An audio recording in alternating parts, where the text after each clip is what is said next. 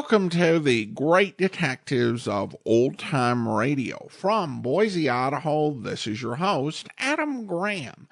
If you have a comment, email it to me, box13@greatdetectives.net. Follow us over on Twitter at Radio Detectives, and check us out on Instagram, instagram.com/greatdetectives. Today's program is brought to you in part by the financial support of our listeners. You can support the show on a one-time basis, support.greatdetectives.net, or become one of our ongoing Patreon supporters for as little as $2 per month. Just go over to patreon.greatdetectives.net. Well, now it's time for this week's episode of The Man Called X. The original air date, February 12th, 1952, and the title is Italy.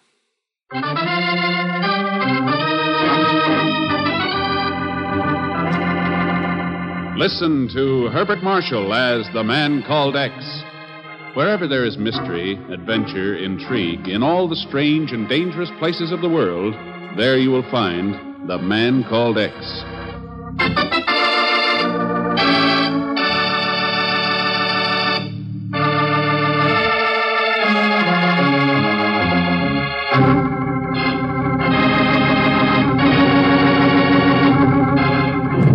The disaster was the worst to hit Italy since World War II. The raging waters of the River Po, swollen by torrential rains, overflowed their banks and brought death and destruction to thousands of Italian families. And when the flood receded, it left in its wake hunger, disease, a desperate people. And the minds of desperate people provide fertile ground in which to plant the deadly seeds of revolutionary propaganda.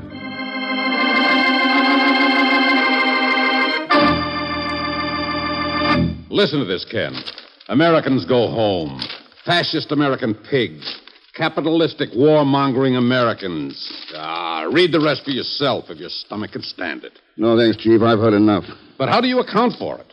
You'd think that after all we've tried to do for those people, money, flood engineers, food, relief shipments, well, you'd think we'd get something a little better than this in return. I didn't know we were asking the Italian people for anything. No, of course we're not. We don't want thanks. We're only too glad to help. But confound it, we don't want any kicks in the teeth either. Chief, that wave of un-American feeling is coming from the flooded areas. The people there are hungry, desperate. Sure they are.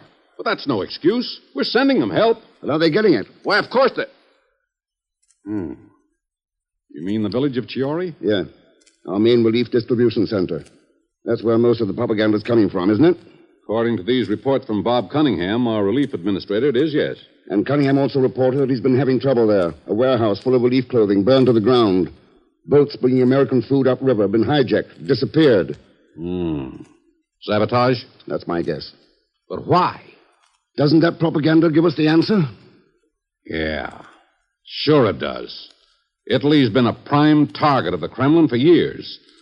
A disaster like that flood is made to order for them. They'll do anything to capitalize on it, to... What are we going to do about it, Ken? Suppose I let you know, Chief. From Chiori.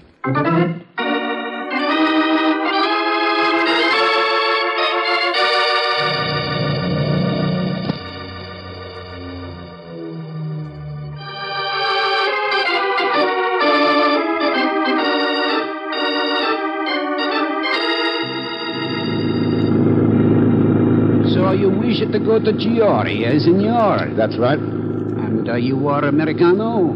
Yeah, why?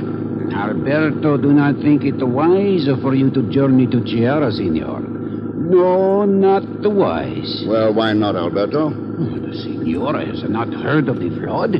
Sure I have. What's that got to do with it? Yeah, to make a travel in this country very dangerous. Very dangerous. You don't seem to mind it? Oh, Alberto Rienzi have driven this bus from Milano Airport to Chiori for many years. He knows this country like the palm of his hand. For him, it is not dangerous. But for an American passenger it is, huh? Si, senor. The senor wishes Alberto to turn back to Milano. No, thanks, Alberto. Perhaps the senor will believe Senor Cunningham. Robert Cunningham, the relief administrator? He will be able to convince the senor how dangerous it is for Americanos in Chiori. Only a fool would not listen to his argument. What argument's that? Senor Cunningham is dead. Murder.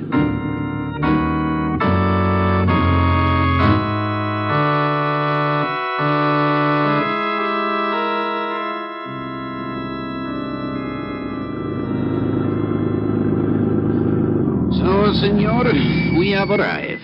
The relief headquarters. This where Cunningham lived? See, and where he died. Yeah.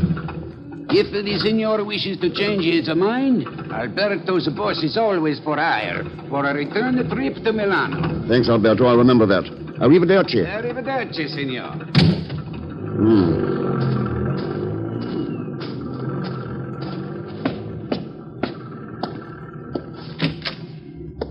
Buongiorno, signor.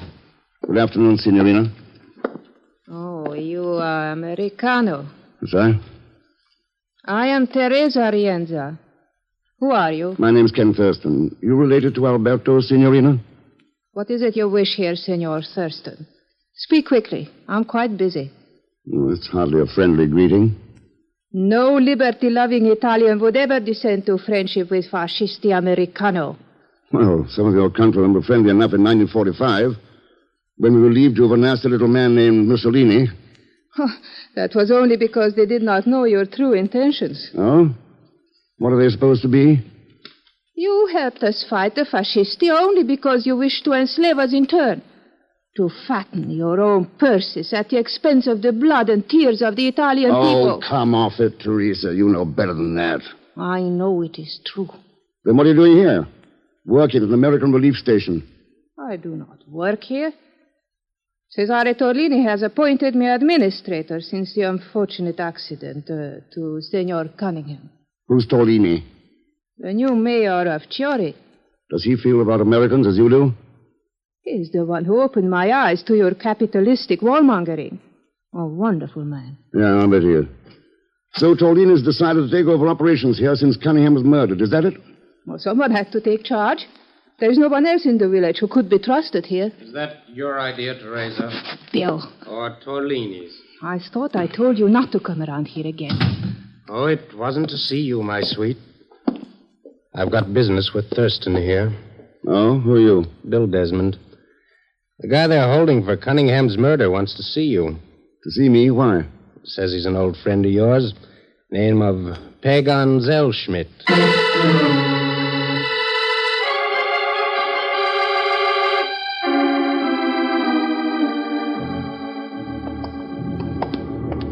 That's right, Thurston. This Zellschmidt character saw you drive into town from his cell.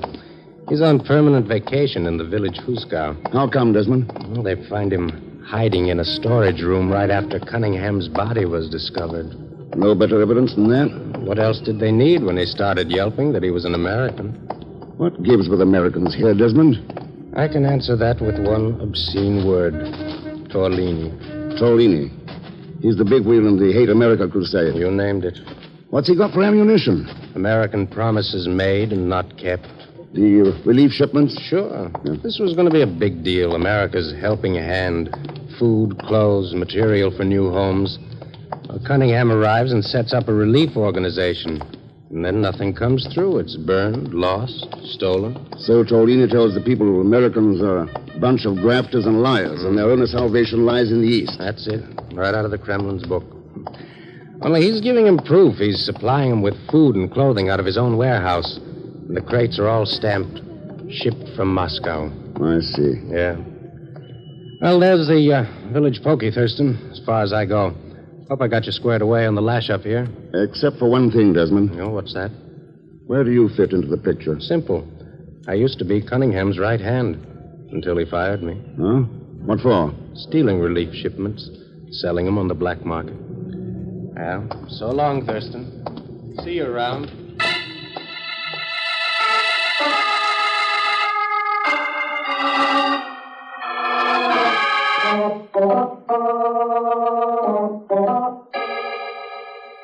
But I'm innocent, Mr. X. Believe me, I didn't have nothing to do with Mr. Cunningham getting bumped out. The people of Chiori say differently, Pagan. Oh, it's a dream. I was just an innocent stand-byer. I swear it by the father of my father. All right. When you decide to tell the truth, let me know if you're not on the gallows by then. No, Mr. X, please, wait. No. Don't leave me on the perch in this pokey. I'll tell you the truth. Honest. Okay. Let's have it. It was all my Uncle Ahmed's fault. He sent me here. For what? Oh, to help the poor starving people who got bailed out by the flood. What? Oh, sure, he figured they'd be hungry. We'd give them food to eat at cost. Black market cost, you mean? Well, were certain expenses involved, June. Yeah. So what happened? Well, that no good Torlini threatened to run me out of town. So I went to see that Cunningham geezer for a job. Only somebody had just bumped him out. And I was just looking around to see if there was anything worth stealing. I mean, looking for clues when the police character walked in. Okay, Pagan, I'll go talk to Tolini. And believe me, getting you out of jail will only be incidental. Oh, thank you, Mr. Thurston.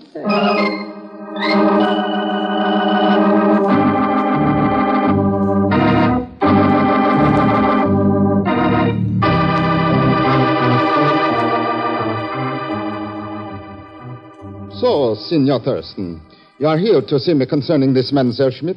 Among other things, Signor Tolini. Then let us dispose of the minor difficulties first. He is free to go any time you wish. Huh? Well, then you don't think he killed Cunningham? Naturally not. I kept him in jail merely to chastise him. For attempting to operate a black market here? Precisely. The people of Chiari have no need for black markets or relief. They know where to turn for help. And that's not to America. As you say, Signor Thurston, it is not to America. You know, Tolini, there's something pretty strange going on here. So? What do you have in mind? American relief shipments have run into a lot of trouble getting through.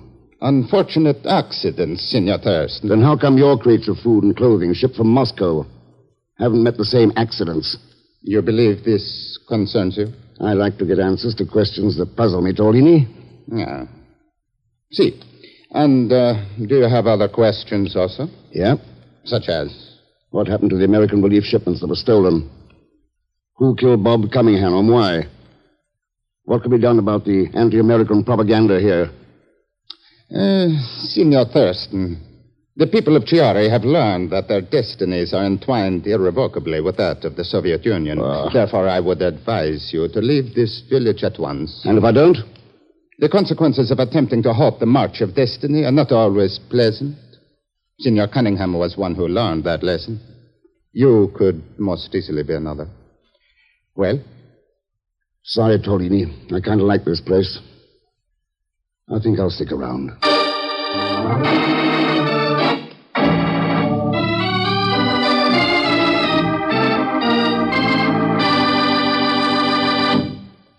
We'll return to the man called X in just a moment. The price of prejudice is high. In America, we pay for racial and religious prejudice in the currency of smashed principles, disrupted unity, and weakened democracy. Unreasoned hatred eats away at the very foundation of our country, the Constitution, which guarantees equal treatment for all. Don't let yourself be a target for un-American ideologies. And when you do hear the vicious words of group hatred, speak up against prejudice and for understanding. The men who wrote our Constitution knew that freedom and prejudice cannot exist side by side. If you choose freedom, then help to fight prejudice. And now, Act Two of The Man Called X, starring Herbert Marshall, with Leon Belasco as Pagan Zellschmidt.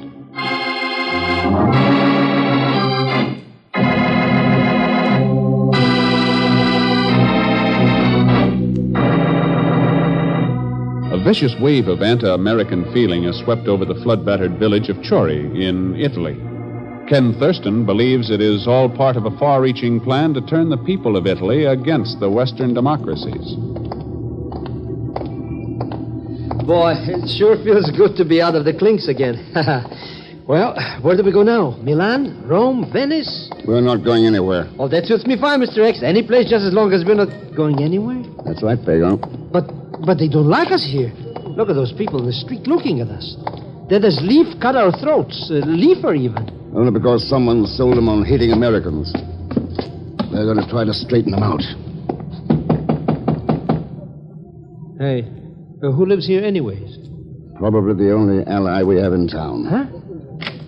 Ah, it is the Signor Thurston. That's right, Alberto. May we come in? Oh, per favore, please, signores.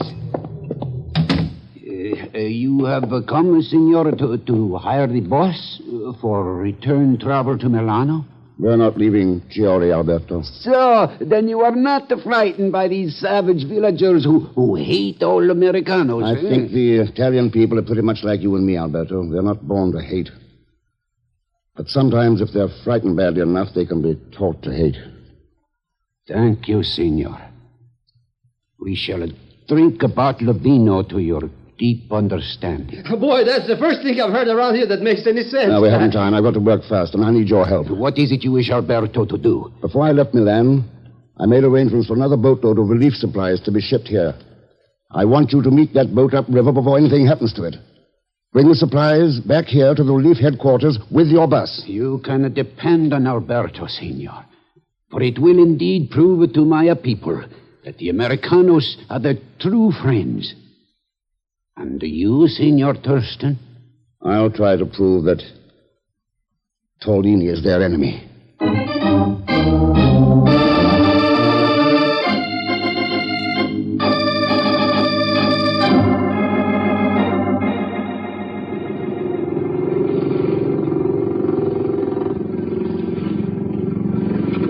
There's Torlini's castle, Thurston, on his own private island in the middle of the Po River.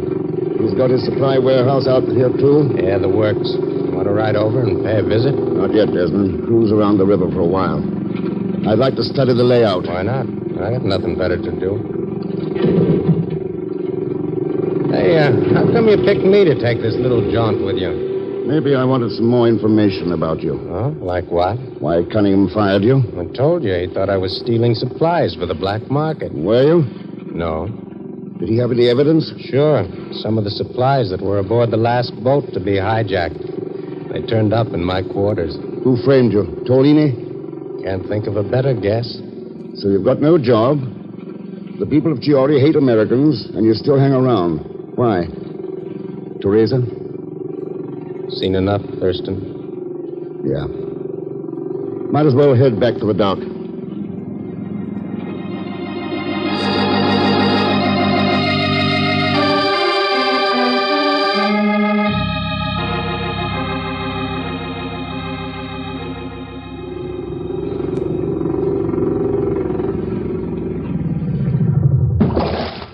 Well, looks like we got a little reception committee at the dock, Thurston. Half the village at Chiori at a rough guess. Yeah. We might be in for trouble. Yeah, want to pull out again? No, but if anything happens, remember what I told you. Right. Tie her up, Desmond. I'll see what's going on. Check. I trust you enjoyed your river trip, Signor Thurston. It was all right, Tolini. What's the excitement? In some respects, people here are no different than in your country, Signor Thurston.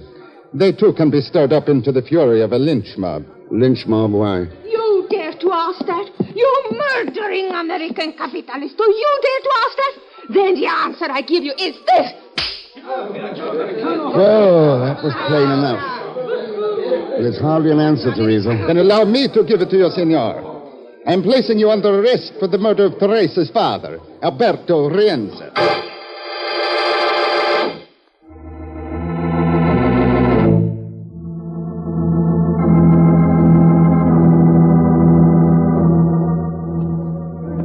You should be thankful, Signor Thurston, that I am a man who believes in the orderly process of justice.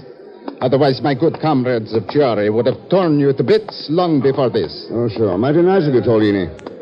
What happens after you put me in that mud hut you call a jail? If my countrymen wish to take the law into their own hands and remove you from it forcibly? I see what you mean. What happened to Alberto Rienza? He lost his life attempting to defend a riverboat bringing relief supplies to Chiari. Where do I come in? With his dying breath, Alberto informed me that you were the leader of the band, the one who had personally dealt him the mortal wound. Naturally, it was my duty to inform the villagers. Got it all tied up in one neat package, haven't you, Tolini? I think I may say without undue pride that the situation remains under my control. With one exception. Oh? And what is that? This. This way, Mr. Thurston. This way. Right over here. This way. All right, Pagon. Let's go.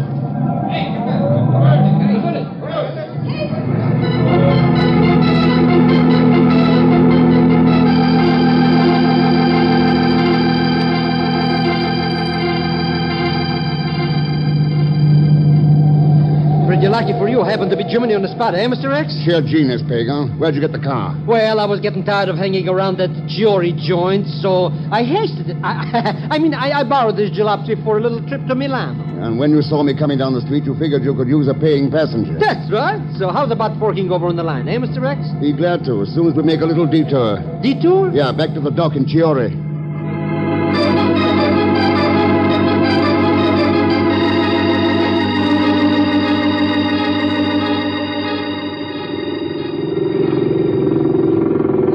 Get it, Mr. X? We risk my neck sneaking back to Chiori to steal this putt-putt, and for what? So we could visit a warehouse. Warehouse? Where? On Tordini's Island. Oh, no, oh, no!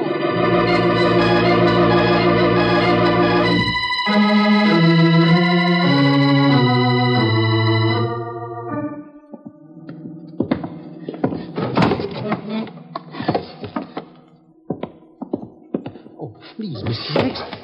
Let's get out of this place. What are you poking around in all those boxes for? Just wanted to prove something, Pagon. Look at those crates. And they're all marked shipped from Moscow. And take a look at what's in them. Flour, sugar, butter. So what? So the packages they really came in are piled up over there in the corner. American packages.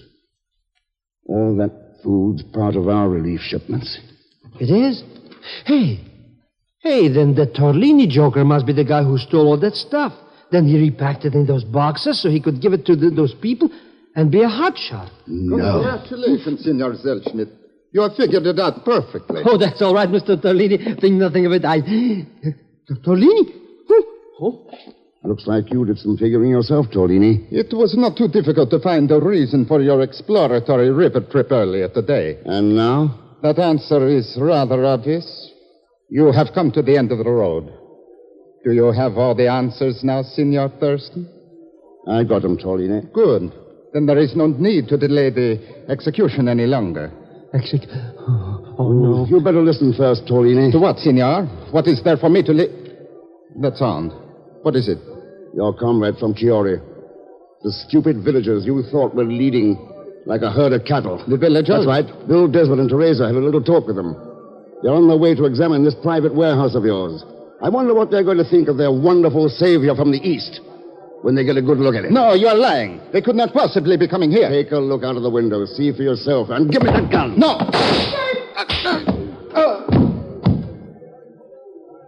All right, Pagon. You can climb out of that crate now. Boy, what a smuckaroo, Mr. X. He sure made a mistake trying to look out that window. His mistake was made long before that, Pagon.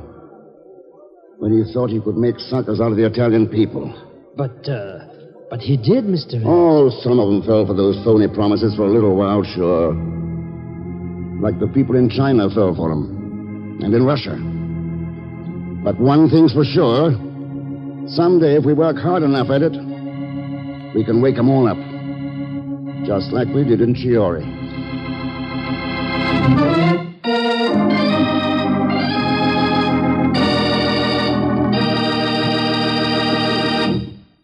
And now, here's our star, Mr. Herbert Marshall. Thanks for being with us.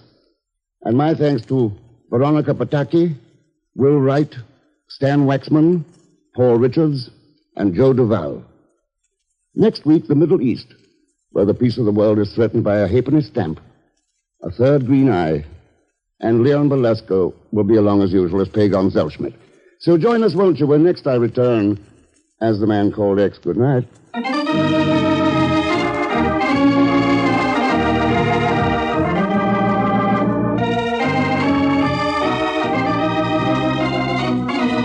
The Man Called X, starring Herbert Marshall, is a J. Richard Kennedy production with music by Milton Charles. Tonight's story was written by Sidney Marshall. This program is directed by Jack Johnstone. All characters and incidents on this program are fictitious, and any resemblance to actual characters or incidents is purely coincidental. And now, until next week, same time and station, this is Hal Gibney saying good night for The Man Called X.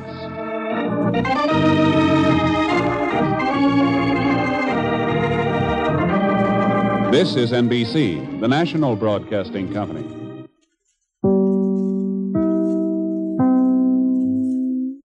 Welcome back. It does seem like there was a recurring theme in radio programs in terms of there being some serious problems with U.S. relief and potential sabotage, which may have stirred up anti-American sentiment. This was something that was covered, a few months back when we were doing the Silent Men on Saturdays. And there were fictionalized stories. One story that was written, A Bell for Adorno, these sort of challenges that came during the occupation. Now, one thing I found interesting, and I don't believe this has been addressed before, is they mentioned that Pagon is an American. And I was a little confused how that could have happened because, it's not, the accent or anything. It's the fact that Pagon is very much a sort of, wanderer who never stays in one place for long.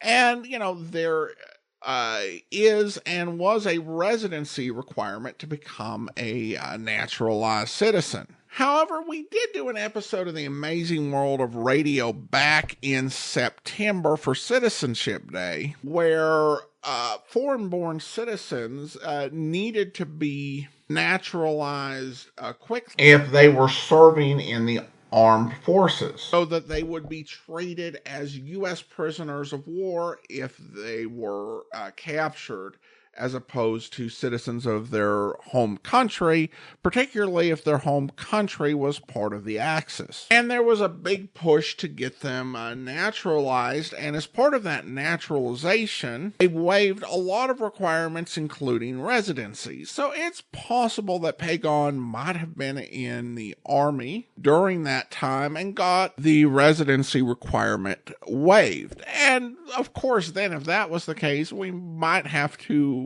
explain, I guess, for the purposes of our headcanon, why Pagon was not serving in the military in the Man Called X episode set during World War II. And of course, there are two possibilities. Either one, his enlistment ran out, possible, or two, he was discharged in a way that was less than honorable. Also possible when it comes to Pagon Zellschmidt. All right, well, now I want to go ahead and thank our Patreon supporter of the day. And I want to go ahead and thank Jovan, Patreon supporter since November 2016, currently supporting the show at the Detective Sergeant level of $7.14 or more per month. Again, thank you so much for your support. And that will do it for today. A reminder, if you are listening to this podcast on YouTube, please be sure to like the video, subscribe to the channel, and mark the notification bell. We'll be back next week with another episode of The Man Called X. But coming up tomorrow, we'll be taking a trip to New York and the sophisticated world of Philo Vance, where... There's a patient in the waiting room, Doctor. Can you see him now? In a moment, Miss Lee. I just want to sharpen the burr on this drill. Didn't we get those new ones we ordered? No, Doctor. The company said they wouldn't send us any unless we paid our bill. They say it's 6 months old. So what if it is? I'm good for the money. What about the patient? Has he been here before? He's new to me. Says he had a toothache and saw the sign outside. All right, Miss Lee. Ask him to come in, please. Very well, Doctor. I'll tell him you can see him now. Would you come in, sir? Yeah, sure. Thanks, lady. Hi, Doc. Hello. Sit right down here, if you will, sir. Yeah, sure. Thanks, Doc. Oh, that's the telephone. Excuse me just a moment, will you, please? Sure. Hi, Doc. Hello? Hello, Michael. I just wanted to know if you'd be home for dinner. I hope I haven't disturbed you. Oh, I'll be home, Grace, but I have a patient in the chair, so I've got to cut this short. Oh, I understand. Goodbye, darling. Hurry home. Bye, Grace. Goodbye. Well, now, sir, we're ready for you. Yeah, sure, Doc. That was your wife? Yes, why? She like you? Of course. I don't think I understand She wouldn't want nothing to happen to you, would she? Of course not. But then neither would I. What are you talking about? To tell the truth, Doc, I ain't got no pain in no tooth. I guess maybe I'm going to be a pain in the neck. You see, I work for Professor Powell, and he says you're going to give me 10,000 clams, or you ain't going to drill no more teeth. Get out of here before I call the police. Yeah, sure. Yeah, I forgot to tell you. The professor, he's cute. You get dead so it looks like by accident. See? I won't pay you or your professor a cent. Now get out of here. Yeah, sure. I'll get out of here, but remember what I said. You get dead. And I hope you'll be with us then. In the meantime, do send your comments to box13@greatdetectives.net. Follow us on Twitter at Radio Detectives and become one of our friends on Facebook, facebook.com/Radio Detectives. From Boise, Idaho, this is your host, Adam Graham, signing off.